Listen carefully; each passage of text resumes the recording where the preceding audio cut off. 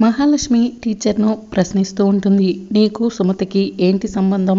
మీరు సుమతిని చంపి ఇక్కడికి వచ్చారా అని మహాలక్ష్మి సుమతిని ప్రశ్నిస్తూ ఉంటుంది. ఇక టీచర్కి చాలా కోపం వచ్చి ఆపుతారా ఇంకా అని గట్టిగా అరుస్తూ ఉంటుంది. నేనే సుమతిని అని టీచర్ చెబుతూ ఉండంగానే శివకృష్ణ, వద్దమ్మా ఆపేసేయ్, నువ్వేమీ మాట్లాడొద్దు, మా గురించి నువ్వు నిందలు పడొద్దు.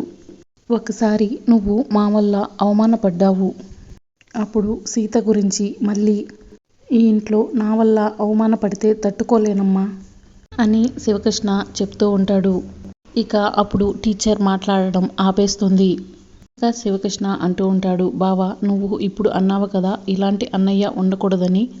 సుమతి దూరం అయ్యాక ఆ మాట నాకు నేనుగా అనుకుని చాలాసార్లు బాధపడ్డాను. తర్వాత సుమతి తిరిగి వస్తే బాగుందని ఎదురు చూశాను. కానీ సుమతి ఇంటికి రాలేదు. సుమతి కోసం చాలా వెతికాను, కానీ నాకు ఆచూకీ తెలియలేదు. మధు మీద ఉన్నది నాకు కోపం కాదు బావా, సుమతి మీద మధు మీద ఉన్నది నాకు బాధ్యత. వాళ్ళ జీవితం ఏమైపోతుందో అన్న భయం. అది కోపం కాదు అని శివకృష్ణ జనాతో చెప్తూ ఉంటారు. ఇక జన అలా చూస్తూ ఉండిపోతాడు.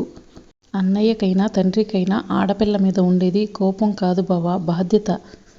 సక్రమంగా నిర్వర్తించిన రోజు సంతోషంగా ఉంటుంది, లేని రోజు బాధగా ఉంటుంది. సుమతి ఇక్కడ లేదు కాబట్టి నేనేం చెప్పినా నా మాటలు మీరు నమ్మరు. ఇక మీరు వెళ్ళిపో అని చెప్పకముందే నేను వెళ్ళిపోతాను. ఇక సుమతి తిరిగి వచ్చిన రోజే మళ్ళీ నేను వస్తాను. ఈ ఇంటికి నేను అప్పుడే వస్తాను మా సుమతిని చూడడం కోసం. శివకృష్ణ, నేను వెళ్తున్నాను బావా అని చెప్పడంతో అందరూ అలా మౌనంగా ఉండిపోతారు. ఇక అప్పుడు లలిత అంటూ ఉంటుంది, ఆగండి అని చెప్పి సాంబా చేతిలో నుంచి స్వీట్స్ తీసుకుంటుంది. ఇక లలిత అప్పుడు చెప్తూ ఉంటుంది, ఇది సుమతి ఇల్లని తెలిసాక మొదటిసారి ఈ ఇంటికి వచ్చామన్న ఆనందంతో ఈ స్వీట్స్ ఇంట్లో చేసి తీసుకొచ్చాము. మేనల్లుడు రాము కోసం, మేనకోడలు ప్రీతి కోసం స్వీట్ చేసి తీసుకొచ్చాం. మేము రావడం మీకు చేదుగా ఉన్నా మా సంతోషం కోసం ఈ స్వీట్స్ తీసుకోండి అని రామ్ చేతికి ప్రీతి చేతికి లలిత స్వీట్స్ ఇస్తూ ఉంటుంది. ఇక అందరూ అలా చూస్తూ ఉండగా మహాలక్ష్మి, ఆ స్వీట్స్ తీసుకోకండి రామ్, తీసుకోకు ప్రీతి అని చెప్తూ ఉంటుంది. ఇక సీత ఎందుకు స్వీట్స్ తీసుకోకూడదు అని మహాలక్ష్మిని ప్రశ్నిస్తూ ఉంటుంది. అందులో విషం కలిపారేమో అని మహాలక్ష్మి అంటూ ఉంటుంది. మేమెందుకు విషం కలుపుతాం అని శివకృష్ణ అడుగుతూ ఉంటాడు. అందుకు మహాలక్ష్మి, మీరు సుమతిని ఇంట్లో నుంచి గెంటేశారు ఇష్టం లేక, అలాంటిది తన పిల్లల్ని ప్రేమగా చూసుకుంటారా ఏంటి? ఇందులో విషం కలపలేదని గ్యారంటీ ఏమిటి అంటూ మహాలక్ష్మి అంటూ ఉంటుంది. మేము అలాంటి వాళ్ళం కాదు అని లలిత చెప్తూ ఉంటుంది. ప్రీతి, అవి తీసుకోవద్దు, అవి తీసుకుని బయటికి వెళ్ళి వాటిని విసిరి అని మహాలక్ష్మి చెప్తూ ఉంటుంది. ఇక ప్రీతి ఆలోచిస్తూ అలా ఉండిపోతుంది. ఇక Mahalakshmi do what I say అని గట్టిగా అరవడంతో ఇక పిన్ని మాట కాదనలేక ఆ ప్రీతి స్వీట్స్ అన్ని బయటికి తీసుకెళ్ళి విసిరేస్తుంది.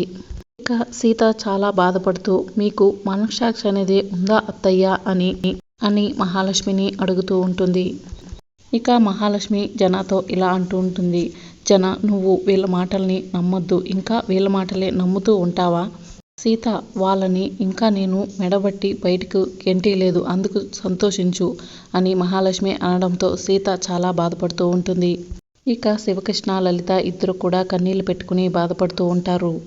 ఇక జన శివకృష్ణని లలితని మర్యాదగా ఇక్కడి నుంచి వెళ్ళిపోండి అని అనడంతో ఇక లలిత శివకృష్ణ ఇద్దరు కూడా మేము వెళ్తున్నాం బాబు అని చెప్పి అక్కడి నుంచి బయటికి వెళ్ళిపోతూ ఉంటారు. శివకృష్ణ లలిత ఇద్దరు కూడా చాలా బాధపడుతూ ఉంటారు. రామ్ మాత్రం అలా చూస్తూ మౌనంగానే ఉంటాడు. శివకృష్ణ లలిత కన్నీళ్లతో బయటికి వెళ్తుండగా ఇక శాంబా ఆ స్వీట్స్ అన్నీ కూడా తీసి ఒక డబ్బాలో వేస్తూ ఉంటాడు.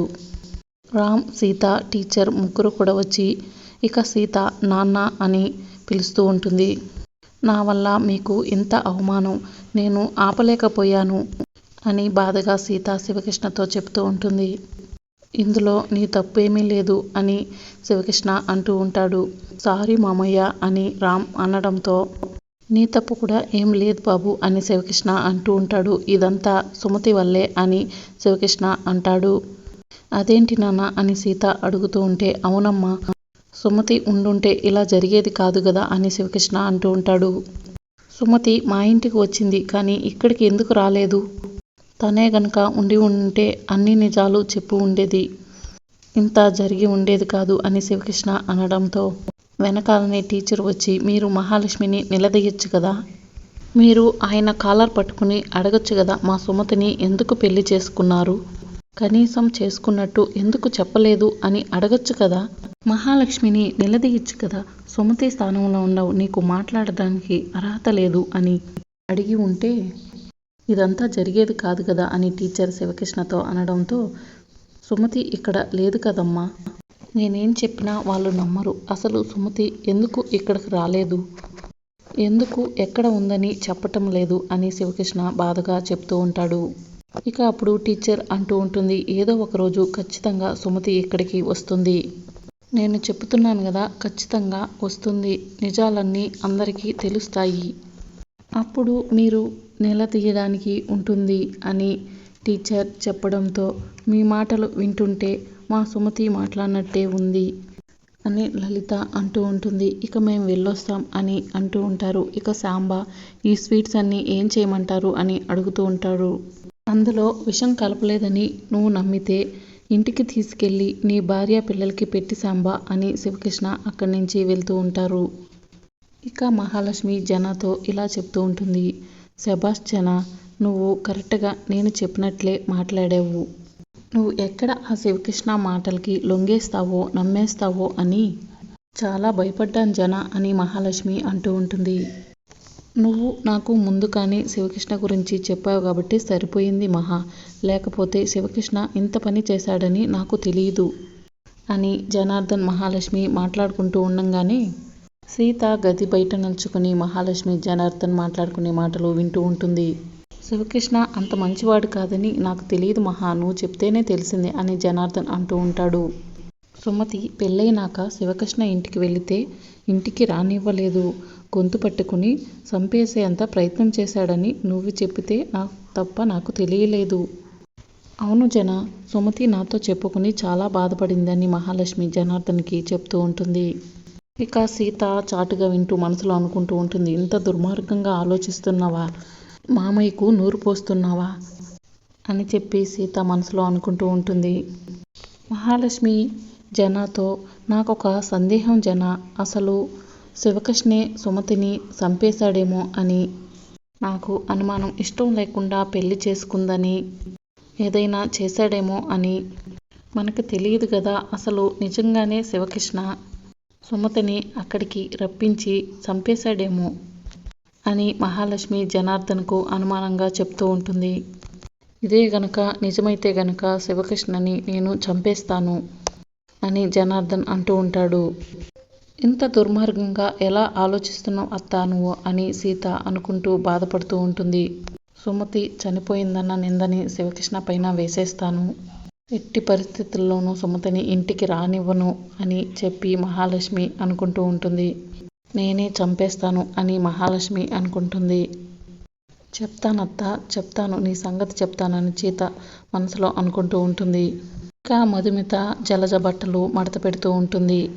అసలు సీత చెప్పింది నిజమేనా, ఈ జలజ మహాలక్ష్మి మనిషా అని ఆలోచిస్తూ ఉంటుంది. ఈ ఇంటి కోడలైన నేను ఈ ఇంటి కోడలైన జలజక్క బట్టలు ఉతకాల్సి వస్తుంది, మడత పెట్టాల్సి వస్తుంది అని బాధపడుతూ ఉంటుంది. ఇక మడత పెట్టిన జలజ బట్టలు బీరువాలో పెడుతుండగా ఒక నక్లీస్ కింద పడుతుంది.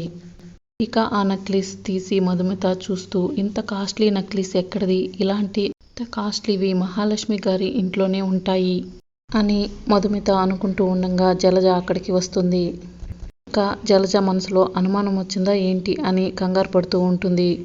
ఇక మధుకి మహాలక్ష్మి మనిషి జలజ అని తెలుస్తుందా, రాబోయే ఎపిసోడ్లో తెలుసుకుందాం. మా ఛానల్ని తప్పకుండా సబ్స్క్రైబ్ చేసుకోండి.